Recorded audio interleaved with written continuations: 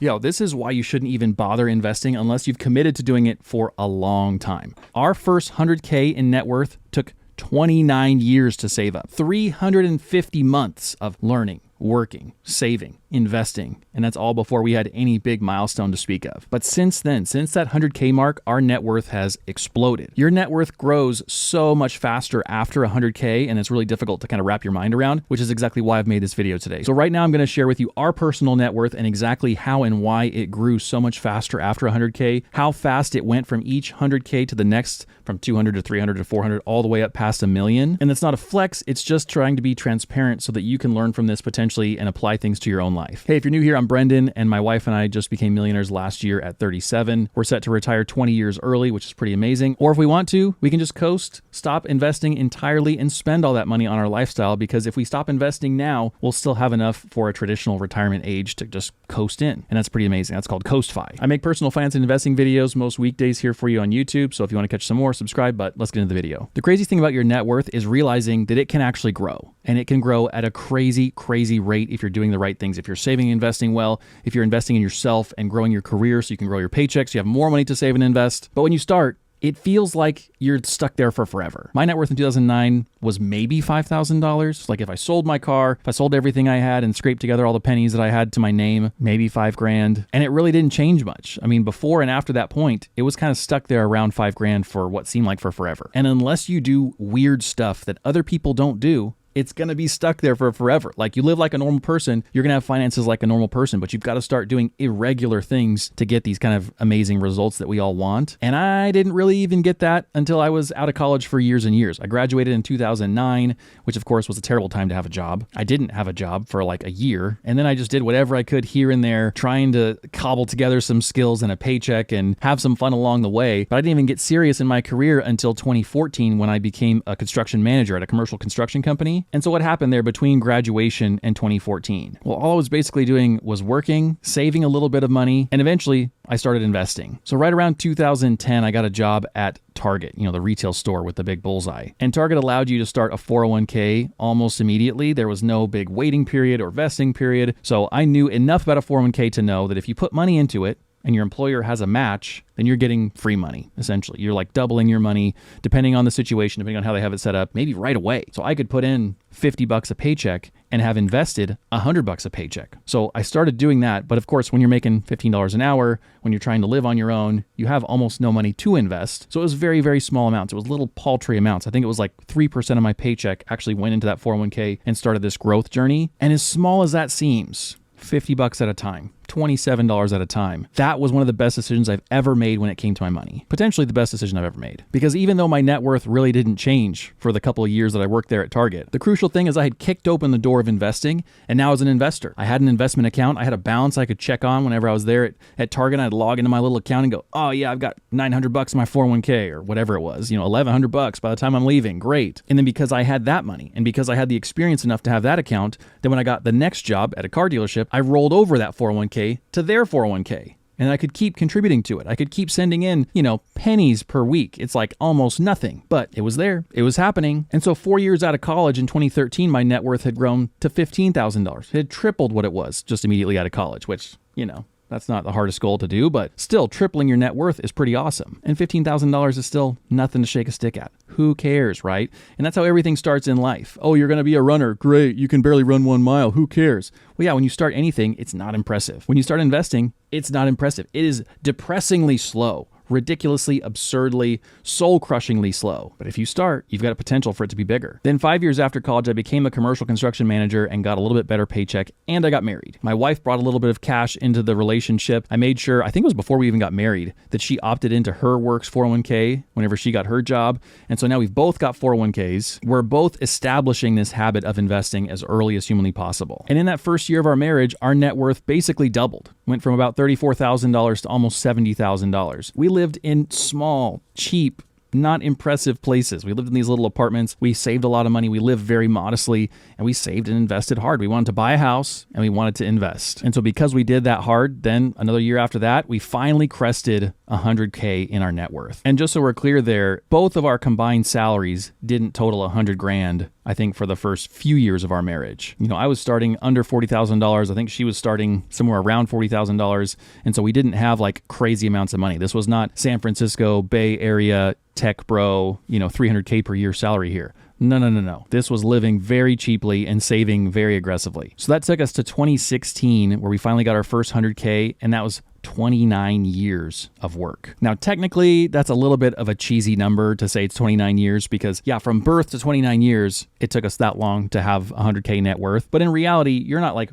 trying to make your net worth happen when you're a 6-year-old playing ball outside. So if we just do a monthly calculation from the time that I was 18 until we actually hit 100K net worth, that was 132 months of work. In America, you're an adult at 18, so 132 months of adulting before we hit 100K net worth. 2016 was also when we bought the house that I'm in now, making this video for you in. And we also bought a pretty modest house. Like based on our income, we could have been approved for more. This was back when interest rates were low, when you're getting a 2.5% mortgage or maybe 3% worst case. And so we could have bought a house that was a much bigger price tag, if that makes sense. But I also wanted to be conservative enough and hold back enough to say, who knows what's going to happen? Right now we're relying on both of our incomes to pay for this house. If one of us gets sick, if somebody's got to have a baby and then you're not working for a while, if who knows whatever else happens, for us to be able to keep this house, we've got to have it be a pretty kind of modest situation. So we bought a modest house, we did a 15-year fixed rate mortgage, and our payment was around $1,500 a month. And then if we're looking at this chart, an amazing thing happens just a year after that. We hit our second 100K in 12 months. So in 2016, we were at 134K. In 2017, 210. And part of that is a little bit of home appreciation. Part of that is paying down the mortgage a bit. And the rest of that is saving and investing. And even though your net worth does explode after 100K, and it's so much work to get to that point, and then you've got options. Then you've got assets that are potentially appreciating in value, working for you while you're sleeping, giving you outsized returns that are bigger than the effort that you make clocking into a job. It's not guaranteed, it's not immediate. If we look at the next 4 or 5 years here, our net worth is going up, but it's not racing to the moon. It's still a little bit flat for the next few years, and it really takes a few big jumps as time goes on. From 2017 to 2018, our net worth only went up by maybe $40,000, which is still great. Like, I'm not complaining whatsoever. It didn't go down, but it's not like in a year or two we went from 100K to $1 million. It takes some time still. Then in 2019, we crested our third 100K in net worth. And then in 2020, we hit our fourth and fifth 100K. So in 2020, we were starting to feel pretty confident. We've hit $500,000 in net worth. That's pretty exciting. A big chunk of that's in our house. A big chunk of that's in our investments. We're working harder than ever. We're investing more than ever. And then in 2021, we had probably the best year we've ever had. We just had a massive jump. I mean, it was almost $300,000 in the course of a year. And so if anything, whenever you see a massive rise like that, you're going, oh my gosh, our net worth has gone up 300 grand in a year. We haven't made that much. Our net worth is growing faster than our total income. If we saved every dollar, it's not even close to that. How is this a thing? And it was a mix of two things. That's really when home prices started to explode. So that was ridiculous. Our home went from being valued somewhere in the 200s to being valued in the 300s, then being valued in the 400s, and that's just absurd. And then similar growth happened with our investing accounts. You start getting 17% per year for a few years, and before you know it, your investing account is making more money than your day job is. And so that's really the kind of net worth explosion I think that most people are looking for. You're like, yes, I haven't opened a business. I'm not over here slinging stuff out of a brick and mortar store. I don't have employees. I don't have rental properties. I'm essentially just working at my job, shoveling money into an investing account and living a normal life. And somehow my net worth is exploding. This is amazing. Well, with the ups, there come some downs. And so even though we're paying off our mortgage, we're investing furiously, we're doing everything we can to grow our net worth, that next year, our net worth flatlined. I mean, I see here that technically, it went up by $35,000, but we probably put $35,000 in cash in our efforts to grow our net worth. Between our home mortgage and our investments, actually, I know we did more than that much. And so this is actually a net negative in terms of our input versus the result we got from it. And that's just kind of how it goes. We're not guaranteed to have an upward trajectory every single year, no matter what. We might have put in $40,000 worth of our cash into growing our net worth. It's only gone up by $35,000. That's because our investments went down. And then thankfully in 2023, last year, things turned back around again. Somehow homes continue to appreciate a little bit. They probably have reached the peak here recently in 2024, but in 2023, they still went up a bit. Our investments have continued to rise, which is kind of ridiculous. They just continue to go and go and go. And we crested that $1 million mark. And so it's taken us 37 years of working and learning and living and saving and investing to become millionaires. Technically, we're millionaires. Overall net worth in terms of home and investments are over $1 million. Depending on who you ask, a millionaire can mean a different thing. I don't think it means someone who's making more than $1 million a year. I don't think it means somebody who has $1 million in cash sitting in the bank. I think it's an overall net worth calculation. Your home plus your money equals net worth. Obviously, you're subtracting out your debts out of that too. This whole time, all those numbers were subtracting out whatever debt we had. And that's a good way to transition into the actual things that we did tactically, logistically in our life to make this happen. One of those is we didn't have a ton of debt. I bought a vehicle, had it financed for about 2 years, paid it off. My wife's vehicle, we're going to pay off this October. It's been 3 years at 0% interest. That'll be paid off. Our home we got at a 15-year fixed rate mortgage, very low interest rate, very low total amount of money that we're going to pay in interest versus principal on the loan. Even then, after a few years, we refinanced that to a 10-year loan. And so we're going to pay even less in interest than we would have with a 15-year loan. But the actual amount of interest that we pay on a 10 or 15-year loan is astronomically less than someone who's paying on a 30-year loan. And so for us, avoiding debt has been one of the pivotal things in having our lifestyle be something that we can manage, we can keep track of, we can sustain easily enough if our work situation kind of varies a little bit. If I decide to make videos full time and suddenly cut my income down, whenever my wife had kids and she cut down her working hours and the amount of money that she got paid, then we were able to cope with that too. And that's because our lifestyle stayed in check and our debt level stayed low. We've also always taken our careers very seriously. Like, we're not workaholics. We're not people who are trying to take calls every afternoon and answer emails all night. But when we show up to work, we're going to work. We're going to commit ourselves to doing a really good job and make sure that that gets noticed, make sure that we potentially are in line for some raises or some bonuses or things like that. And that's ultimately the biggest tool you have when it comes to growing your net worth is your income. You've got to have a big enough shovel to dig the hole, which is a goofy analogy. People always say that. We're not digging a hole. We're building something, if anything. Like, it's more like in construction. You want to have big tools. You want to have enough materials to actually build with. If you don't have anything to build with, you're not going to build a very big structure. I feel like that's a slightly better analogy. Let me know in a comment. But if you're only making $15 an hour, there's no way you're going to have a substantial amount of money left over so you can save and invest. It's a huge deal to have enough of an income to cover your lifestyle expenses, to keep those low, but get them covered, and then have everything else left over to be able to invest. And speaking of that leftover, something that has allowed us to weather the storm of life in a variety of different ways is having an emergency fund. I'm going to tell you right now, I hate emergency funds. I hate the thought of leaving money sitting in cash stagnant. It's not buying a plane ticket for you to go to Paris and have like the best croissant ever. It's not getting you an experience. It's not invested for you in the stock market and growing day and night while those people in those companies work their tails off to increase their stock price or get you a dividend or whatever. It's doing nothing for you. It's just sitting there waiting. And so despite hating emergency funds, they've come in clutch a few times. Like, just recently, I hit a tire on the road at night. So the front end of my car was wrecked. We have a $2,500 deductible for our auto insurance, and so I just paid that. Fun. I also went to an urgent care with some chest pain because I went, hey, you don't ignore chest pain. That makes sense. Let's get it checked out. They do an EKG. Interesting. They do another EKG. They call EMS. EMS does 2 more EKGs. They take me to the emergency room in an ambulance, rush me there, thinking that I've got some pretty serious heart problems. They do 2 EKGs, blood test, chest x-ray, all this jazz. Their conclusion, maybe you have heart issues, maybe not. But in essence, the people at urgent care read your EKGs wrong. They don't know enough about how to use these instrumented tests to be able to tell you whether or not you've got heart problems. And so their assumption was maybe you do because a couple of indicators looked high, but in reality, you're pretty fine. Then that was later confirmed at a cardiologist appointment that was just a couple days ago, where he did another EKG, and he said, yeah, for someone with your history, your health, your age, you're completely fine. And so that's a total curveball in life. You go from thinking, well, maybe I'll die. Maybe I'll have to go into the cath lab and have heart surgery right away. Maybe I'll have some kind of catastrophic heart issue for the rest of my life, which severely limits my lifestyle and my exercise and everything else, to, oh no, that was just a giant fire drill for no reason. And now we're going to be stuck with all kinds of bills. Emergency transportation bills, medical responders, emergency room, cardiologists, all this stuff is going to be piled on us, and it's going to be thousands and thousands of dollars. Welcome to living in the United States. I'm expecting a minimum of $5,000, potentially upwards of $10,000. We'll see what insurance covers. We'll see what we can do as far as working out a deal with them. And as crappy as that is, it's not life-altering because we have an emergency fund that's 6 months of our living expenses. And so when it comes down to it, and the insurance deductible is $2,500 for this darn car to get fixed, I just throw them the Robinhood credit card. We get our 3% rewards back on that. I can link that video for you if you want to know more about the Robinhood credit card. And we move on with our lives. I'll pay the balance off at the end of the month. And it's something that I notice with people who have a lot of money or have means or have otherwise got their finances sorted is when these kind of things come up, it's a disappointment. It sucks. It sucks the car broke. It sucks they thought your heart broke, but it is what it is. You move on. But when you don't have that big reserve of cash, that financial safety net set for you. This is some life-shaking, earthquaking craziness here. What do we do? How do we pay for these things? Can we get on a payment plan?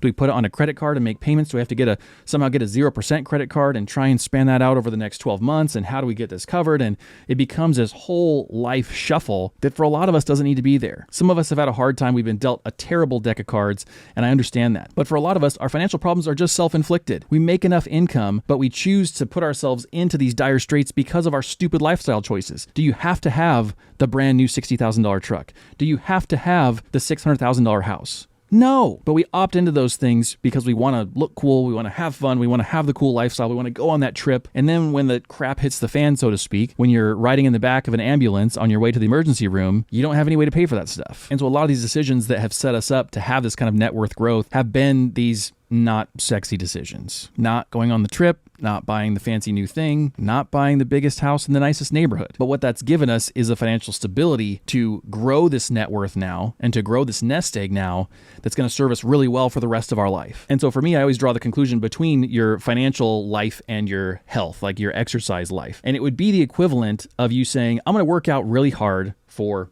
10 or 15 years, and then I'm just going to be ripped for the rest of my life. That's what you're doing, financially. That's what we've done so far financially. We've worked really hard from 2012 till now. 12 years of putting our head down, of working hard, of doing everything we can to make the right decisions.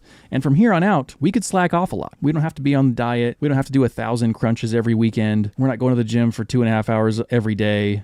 Physically, you'd look like Hugh Jackman in Wolverine, but you'd be doing 10 push-ups a day. So little upkeep compared to the output, compared to the result that you're getting as a result of your actions. And I wish there was a way to do that physically. There's not. It's just a hard slog all the time. I hiked today and I swam in our pool today just to try and keep fit and not have an actual heart problem develop later on for some reason. If you have this distinct period of really, really hard work, there's a chance it'll pay off for the rest of your life, especially if you're on the younger side. I'm going to make a video about this. I'm actually writing this video right now. If you're in your 20s, what you can do with your money to set yourself up for the rest of your life, sharing the good things I've done, the mistakes I've made, all that kind of stuff. So if you don't want to miss that, then subscribe. Or if you don't want to miss that, to send to your son or daughter or granddaughter or niece or whoever, then subscribe so you can catch that video. But regardless of our age and stage in life, I feel like if we get serious about this and we see these massive movements in our net worth that eventually will show up. For us from 2009 all the way to 2019, probably, it's a pretty flat line. It's pretty unremarkable. There is not that much change happening, and it's not that sexy. You're not getting that kind of feedback that says, you're doing the right thing. You're on the right path. You should continue. Like, you're not getting any of that. It's just, I believe this is right. I'm going to continue. Then after that, you get this explosion of results that more than testify to the truth that what you've been doing has been right. So yes, your net worth does explode after 100K, and it takes forever to get there. But I hope today kind of helped to fill in a little bit of nuance of our own life story and what's happened there, to say it's a long, hard road without a lot of feedback, without a lot of reassurance,